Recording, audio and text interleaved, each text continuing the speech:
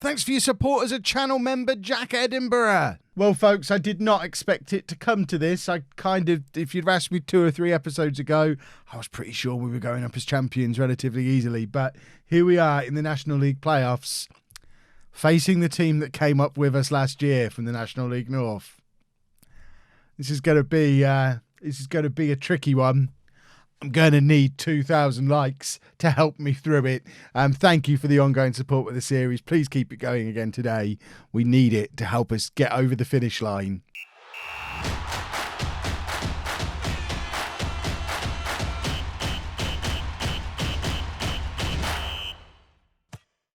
Hello and welcome to part 19 of Non-League to Legend. I'm Kevin. Coming up on today's episode, at the very least, we have the Premier League? That's ambitious. The National League playoff semi-final against Kidderminster. And if we win it, we'll have the final as well. So don't look at how long the episode is, folks, because that could tell you more than you want to know. Right. Hold on. Let's show you what's happened to get us to this point. We don't need to look at the league table. But this is what happened in the first knockout round. So Aldershot, who beat us on the last day of the season, they made their way past Wrexham in extra time. Kidderminster comfortably beating Ebbsfleet, who finished a good couple of places above them. Kidderminster ended up 6th in the league, starting fairly poorly and gradually forced their way up the table, sneaking into playoffs at the last minute. Similar story, but kind of in reverse. We did also sneak into the playoffs at the last minute, but ours was after a very strong start, dominance for ages, and then just bottling it at the end. So they're the team absolutely with the momentum. We saw last year when we were down in the National League North that they're a team who aren't a million miles away from us. If we drop down to the National League North and then look at last season is what I'm trying to do. Just as a last season, and then league table. So this was what happened last season. They were with us all the way last season, and then made their way up through the playoffs last year. So they were almost as good as us last year. They have experience of winning playoffs. They're the form team coming into this. I'm giving you all of the reasons why this is about to go wrong for us. In fact, let's have a look at form. The only thing we've got going in our favour is the fact that we're the home team. What I'm trying to do is get to this screen, but rather than overall, I want last 5 games. You can see Kidderminster up there. This isn't going to be fun. And to add a further cloud onto our ever-diminishing silver lining, if we do manage to make it through, Charlie Kelman goes away on international duty tomorrow, so won't be available for the final. He's off to play in the Under-20 World Cup for the USA. So, Marriott will be playing in the final if we get there, and he's not match fit. So this is the team for the semi-final. We've got Mayle in goal, a back 3 of Smith, Odomeo and Bernard, Fleming and Clark as our wing-backs, Payne and Davis in midfield, McAneff behind Falemi and Kelman for the last time ever up front. Hopefully, they've got some goals in them today. But I'm thinking, regardless of what happens, I need to bring Marriott on at like half-time just to get some match fitness into him. Right, assertively, we want to avenge what happened last time. I have no recollection of what happened last time. Is this the team that started our slip down the table, started our poor form? If so, I'm doubly upset with them. They've got a home legend in the shape of Critchlow Noble on the bench for them, and an Eton legend in Ashley Chambers on the bench for them. There's lots of familiar faces knocking around on the pitch today, but Payne with the free kick looking for Bernard, and it's headed just over. It looks like the walks is pretty full today. Certainly looking at the stand on the side behind the goal, maybe not so much, but I'm hoping that's where the Kidderminster fans maybe are hanging out. We'll be able to see the attendance from half-time anyway, but a couple of people have said that we'll need to expand the stadium, etc., etc., etc. This stadium holds 8,000 people, so even if we get promoted, I don't think we're going to be filling it anytime soon. We're going to still be looking to avenge what happened last time. Charlie Kelman is the only one motivated by that. Thanks, Charlie. You'll be off soon. Dale Southwell scored again for Aldershot. Who thought that name would still be coming back to bite me in the backside 5 years on, for goodness sake. Right, Macaneff, look how many people there are. I mean, that's their fans, to be fair. But there's lots of people here, mainly Kidderminster fans, but there's lots of people here. They're all frustrated. That means 10 minutes of passion. Capitalise on the frustration. That's them, in turn, frustrated some of our players, which is not ideal. Fellaini not playing well, but you know what? Kelman's the one who's leaving, so he can play. Marriott can come on and play with Fellaini. And there's so many poor performances in that midfield. I'm going to take off Macaneff and bring on Charlie Carter. Charlie Carter, one of the heroes of last year. We've dominated possession, but not really done much with it. Kidderminster are uninterested, unbelievably. I mean, they don't deserve to go to the final if that's how they're going to play in the semi-final, if that's the attitude they've got. We're going to bring Kenyon on for Fleming, maybe one last Jake Kenyon wonder goal. That would go down very nicely. Let's finish the game with another 10 minutes of passion. Everybody's fired up. There's 4,200 people here, but nearly half of them are Kidderminster fans. So home advantage is kind of disintegrated by the fact they've brought nearly as many fans as we have. Oh, no! It's the first attack we've seen them have in the 87th minute. Critchlow Noble, of course, is involved in it.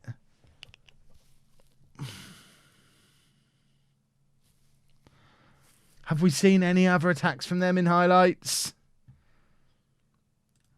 We'll go attacking, because that will make all the difference. Marriott's fired up. Goody. Demand more.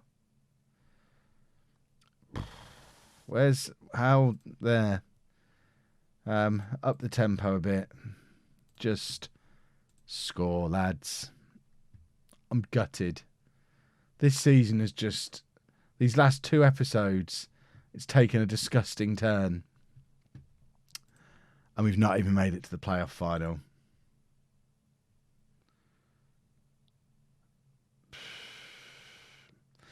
I'm not angry, I'm disappointed, lads. It's still an incredible season. It's still the best finish in the history of the football club. But that is very, very upsetting for that to have happened the way it's happened. Right, let's... I guess we'll do the season review now and then the transfer special separately, because what I don't want to do is have anyone who did look at the episode length realise that the episode was only 7 minutes long. Oh, well, we got knocked out then. We need to leave some tension in there. So I'll jump forward to the bit where it gives us budgets for next year's season review. We'll do the season review now and then just the transfers tomorrow. One thing I will look at, I'm not in the right frame of mind to be looking at this, but we have to have a little look. Thankfully, nothing worth applying for is available, so I'm not jumping yet. Pleasingly, if that's the right word, we did break our record attendance, which we'd previously set in that FA Cup game against Northampton earlier in the season, but we've now broken it again. 4,271 is a record attendance for the club. It's also, I'm pretty sure, a record high finish of second place in the National League, because I think winning the National League North last year was a record, so I think this is our first year at this level, so we're breaking records. We've had a good season. It just doesn't feel like it at the moment. So this is our overall best 11. Watkins in goal. A back three of Odemeo, Bernard and Smith. That seems about right. Fleming and Jones as the wing-backs. What's Aaron Jones been up to at Ottawa? Someone needs to tell him this club doesn't exist anymore, but he seems to think he's still playing for them. Parsons and Payne in midfield, Carter behind Marriott and Fellaini. It looks about right. Of the other players who've left, the only other ones who've made it onto the bench, Michael Clunan, who is still playing for Macclesfield. Did Macclesfield survive? They were rock bottom of League Two when he went there. Michael Clunan went to Macclesfield and saved them. And presumably he's going to be out of contract this summer. He might even be worth looking into bringing back. I'm just going to give him a little scout because, I mean, he only left because we couldn't afford to keep him, but we're a division higher now. It might be worth looking into bringing him back. And then, of course, Michael Gash, who is under 18 again, playing for Gainsborough under 18s, where he hasn't scored any goals or very many goals. Poor old Michael Gash needs to just retire. Our end of season awards, Player of the Year, as you'd expect, is Alfie Payne. I'm already thinking if I move to a League Two club this summer, which, as you've seen from the job things, is by no means guaranteed because there's nothing available. But if I do end up going to a League Two club, I think this man, if we can afford him, will be coming with me. If I was a League Two manager, I'd definitely be looking at Alfie Payne very carefully, already operating at a League Two level, close to his current potential, but with a little smidgen of potential to move on up into. He's had a fantastic season 2 years in a row, got a promotion but got even better, going from a 7.36 up to a 7.57. He's our captain at age 21. He's doubled the amount of goals he's scored this year. He's increased the number of assists he's scored. He's a youngster who's already very, very good at this level, getting better. He can make that step up. I would be taking him if I was a division above, and if I end up there, I absolutely will take him. Because to be fair, I think Connor Parsons is an adequate replacement for him. He doesn't get in the team often enough at the moment because Payne's in his way, and they want to be playing in the same position. So I think if we actually got a big offer in for Payne, I'd be tempted to let him go just to make room for Parsons anyway. But when I say big offer, I'm talking like 250,000, which I don't think is what I'd have to pay for him if I ended up leaving to try and bring him with me. I think we could probably get him for a lot less than that. Fellaini getting the runners up, the third place award.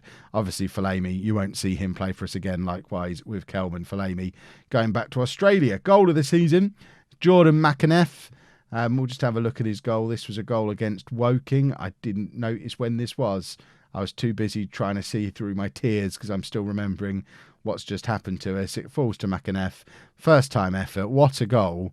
And he just hasn't done that kind of thing enough in this second half of the season. He scored that goal back in August, and he had a fantastic start to life with us. But if we have a look at his form in the second half of the season, him getting rubbish really does coincide with the team hugely going downhill. But he was so very, very good in the first half of the season. Scored the majority of his goals then, and I broke him by playing him up front. I played him up front and wrecked his confidence, I think. Looking back, if I'd have played Adam Marriott in that game, he'd have got some match fitness. He might have scored a few goals. I never would have broken McAnuff. We'd have won the championship.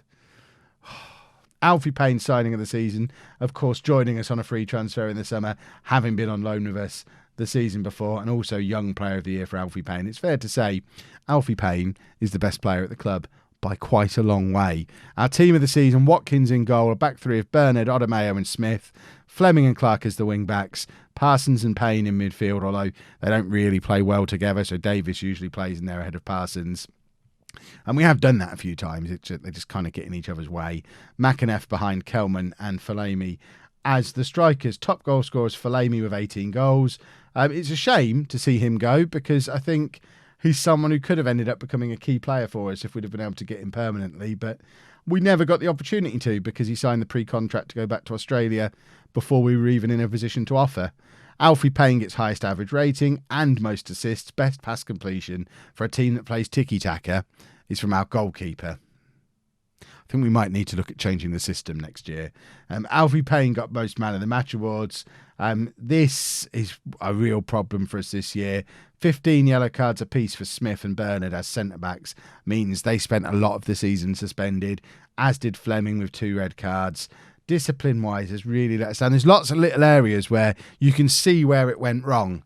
The constant changing of the goalkeeper or picking the wrong one and then swapping them around. The ignoring Marriott, the ruining McAneff, the lack of depth at the back and all the suspensions we had there. It's all these little things that if any one or two of them had gone slightly differently, this would be a very different tone to this season review. But this is the important thing to remember. It has been an incredible season. One of the best seasons in the history of the football club. Certainly the best finish we've ever had.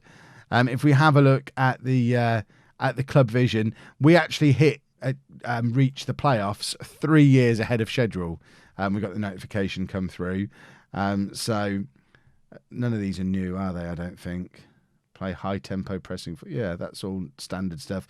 Work within wage budget is standard. So the new goals for next season. So end of next year, again, they'd just be looking for a top half finish again, which I think is fair. And then spend a couple of years trying to build a promotion-winning team together, and they're still not looking for promotion for another 4 years. So by the end of the 5 year plan, want to be an established League Two team, which I think is fair. It's just whether or not I think I'm going to be a part of that, or whether I'm likely to move on. I'm going to confirm both of them, but I do think if the right job offer comes up, this might be the time to jump ship. Just have a quick look on here as well. Average rating wise, obviously Payne was the best player at the club. Parsons, that finding a way for those two to play together is key, I think, for next year.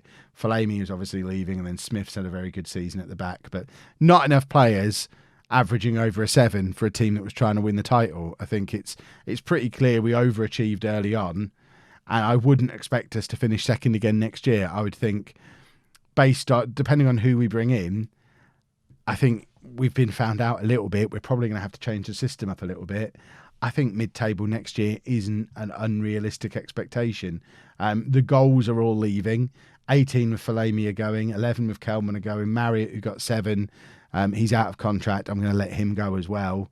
McAneff, hopefully he'll rediscover he's actually a good player. But potentially we've got our top 4 goal scorers all not at the club or not scoring goals next year. And then it's fullbacks. Fleming, Davies and Clark, all fullbacks are up there as well. And doing very well for assists, to be fair to them. Payne, Clark, Parsons, 10 assists from only 28 starts is fantastic. So we've got a lot of good, young, talented players in the team. The restriction is going to be the fact that we've not got the money to go and really add to that. We've got to remove a chunk of them to make room for the next lot. And we're never going to be in a position at Kings Lynn where we can have 2 players for each position. Because we just don't have the budget to be able to do it. So we're going to have issues like what we've had at the back this year when we've had suspensions, like what we've had up front when we've been struggling for goals or had injuries, where we just don't have the strength in depth to replace it. So that's going to be the big challenge for this summer. Hopefully the board just go nuts and say, you know what, Kev, have 20 grand a week to do it. All right. And that's where we'll leave it. So tomorrow's episode will be the transfer special and potentially a job switch. Like I say, I think this probably feels like the time if the job offer comes in. How ridiculous would it be because I'm at the Kings Lynn match tomorrow. So I'm sat there watching the match. 4 o'clock comes round, half time at Kings Lynn, and the episode comes out and I announce a job switch while I'm at their stadium. This could be awkward. If you've enjoyed that, please make sure you leave a nice big thumbs up on there for me. Subscribe to the channel for daily Football Manager videos. And thank you very much for watching.